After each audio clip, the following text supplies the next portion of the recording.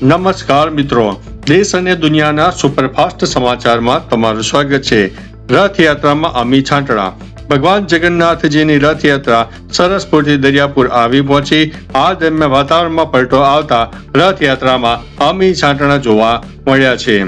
અન્ય મહત્વના સમાચારની વાત કરીએ તો આ વર્ષની રથયાત્રામાં પહેલીવાર આવું બન્યું। આ વર્ષની રથયાત્રામાં પ્રથમ વખત ગજરાજોને નિયંત્રણ રાખવા માટે ખાસ વ્યવસ્થા કરવામાં આવી હતી।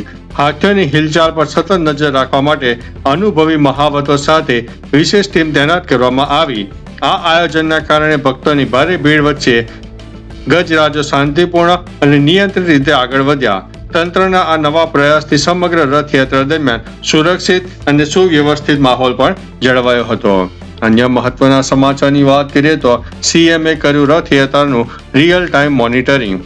અમદાવાદમાં શ્રી ભગવાન જગન્નાથજીની 149મી રથયાત્રા દરમિયાન સીએમ ભૂપેન્દ્રભાઈ પટેલે ગાંધીનગર સ્થિત સીએમ ડેશબોર્ડનો વિડીયો વોલ પરથી સમગ્ર રૂટનું રિયલ ટાઈમ મોનિટરિંગ કર્યું।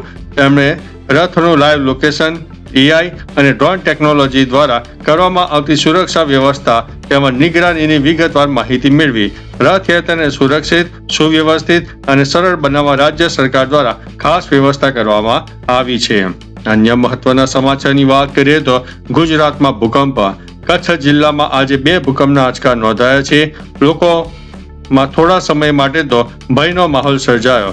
પ્રથમ આંચકો 3.6ની તીવ્રતાનો ખાવડા નજીક નોંધાયો, જ્યારે 3 મિનિટ બાદ ધોળાવીરા નજીક 3.2ની તીવ્રતાનો બીજો આંચકો નોંધાયો। બંને આંચકાથી કોઈ જાનહાનિ કે નુકસાનીના અહેવાલ મળ્યા નથી। તંત્ર પરિસ્થિતિ ઉપર નજર રાખી રહ્યું છે।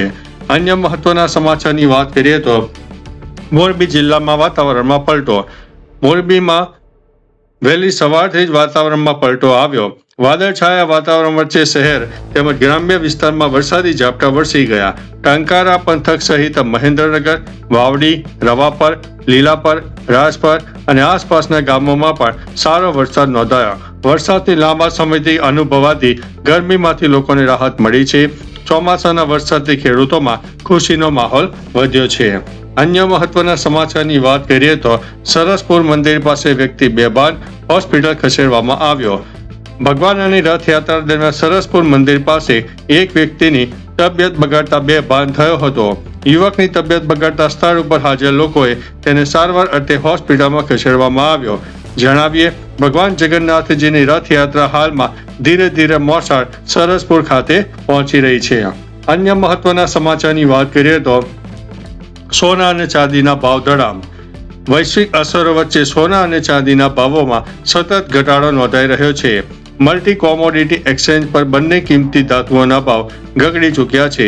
સોનું 815 રૂપિયા સસ્તું થઈને 1,41,000 રૂપિયા પ્રતિ 10 ગ્રામ પર કારોબાર કરી રહ્યું છે, જ્યારે ચાંદીના ભાવમાં 1700 રૂપિયાનો મોટો ઘટાડો થતા તે પ્રતિ કિલો 2,18,949 રૂપિયાના સ્તર ઉપર આવી ગયું છે।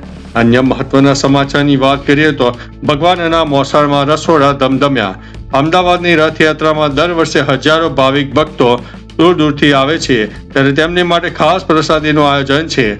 રથયાત્રામાં છેલ્લા 48 વર્ષથી સરસપુરની લુહાર શેરીમાં સૌથી મોટું રસોડું ચાલે છે, જેમાં 5,000 ભાવિકો પ્રસાદ લઈ શકે છે। આ વર્ષે 1100 કિલો બટાકા, 1,000 કિલો લોટની પૂરી, 1600 કિલો ચોખ્ખા ઘીનો મોહનથાળ બનાવવામાં આવ્યો। કહેવાય છે, ભગવાન જગન્નાથનો આ પ્રસાદ ક્યારેય ઘટતો નથી। અન્ય મહત્વના સમાચારની વાત કરીએ તો મેઘમહેર, પૂર્વ કચ્છમાં વરસાદી ઝાપટા। પૂર્વ કચ્છમાં આજે વહેલી સવારથી જ અદ્ભુત વરસાદી માહોલ જામી ગયો। રાપર અને ગાંધીધામ શહેરી વિસ્તારો સહિત રાપરના બાલાસર તેમજ રામવાવ જેવા ગ્રામ્ય પંથકોમાં મેઘરાજાની મહેર જોવા મળી। કચ્છી નવા વર્ષના પવિત્ર દિવસે જ છૂટોછવાયો વરસાદ વરસતા લોકોમાં ભારે ખુશીનો માહોલ વ્યાપી ગયો।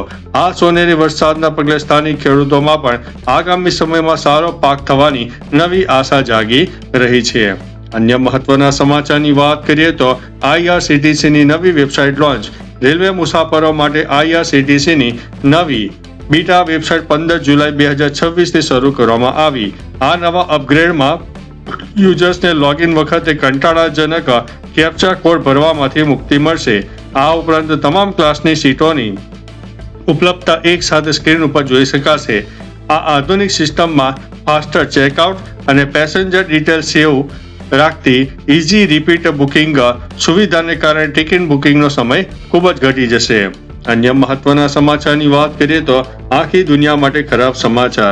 અમેરિકાના રાષ્ટ્રપતિ ડોનાલ્ડ ટ્રમ્પ ઈરાન વિરુદ્ધ સૈન્ય કાર્યવાહી વધુ તેજ કરવા ગંભીરતાથી વિચારણા કરી રહ્યા છે. મીડિયાના અહેવાલ મુજબ સ્ટેટ ઓફ હોર્મુઝ નજીક આવેલા ઈરાની ટાપુઓ પર ગ્રાઉન્ડ આર્મી મોકલીને વ્યૂહાત્મક કબજો મેળવવાની યોજના પર ચર્ચા ચાલી રહી છે. આ ઉપરાંત ઈરાનના પરમાણુ મથકો, મજબૂત સૈન્ય ઠેકાણાઓ અને ઉર્જા કેન્દ્રો ઉપર પણ હવાઈ હુમલા વધારવાનો વિકલ્પ ખુલ્લો રખાયો છે. અન્ય મહત્વના સમાચારની વાત કરીએ તો સુરતના હીરા ઉદ્યોગનું માલીમાં અપહરણ. આફ્રિકાના માલી દેશમાં સોનાની ખાણના વ્યવસાય સાથે સંકળાયેલા સુરતના 75 વર્ષીય હીરા ઉદ્યોગપતિ ધીરુ રામાણી સહિત 3 ભારતીયોનું અપહરણ કરવામાં આવ્યું છે. છેલ્લા 3 મહિનાથી ગુમ થયેલા આ નાગરિકોને મુક્ત કરવા આતંકી જૂથે 100 કરોડ રૂપિયાની ખંડણી માંગી છે. અમેરિકા સ્થાયી થયેલા તેમના પરિવારે વિડીયો કોલ દ્વારા તેમને સુરક્ષિત હોવાની ખાતરી મેળવીને સરકારી મદદ વિના વાટાઘાટો શરૂ કરી છે. અન્ય મહત્વના સમાચારની વાત કરીએ તો E20 પેટ્રોલ વિવાદમાં ઐતિહાસિક ચુકાદો. રાયપુર ગ્રાહક અદાલતે E20 પેટ્રોલ અને એન્જિન ખામીના વિવાદમાં એક મોટો અને ઐતિહાસિક નિર્ણય સંભળાવ્યો છે. કોર્ટે જાણીતી કાર કંપની અને સ્થાનિક ડીલરને દોષિત ઠેરવીને પીડિત ગ્રાહકોને નવી કાર આપવાનો આદેશ કર્યો છે. જો 45 દિવસમાં નવી ગાડી નહીં અપાય તો 20,50,494 ની રકમ પર 7% વ્યાજ અને માસિક હેરાનગતિના 1 લાખ અને કોર્ટ ખર્ચના 10,000 રૂપિયા ચૂકવવા માટે આદેશ આપ્યો છે. તો ચાલો મિત્રો, ફરીથી દેશ અને દુનિયાના સુપરફાસ્ટ સમાચાર લઈને મળતા રહીશું. ત્યાં સુધી અમને રજા આપશો. નમસ્તે.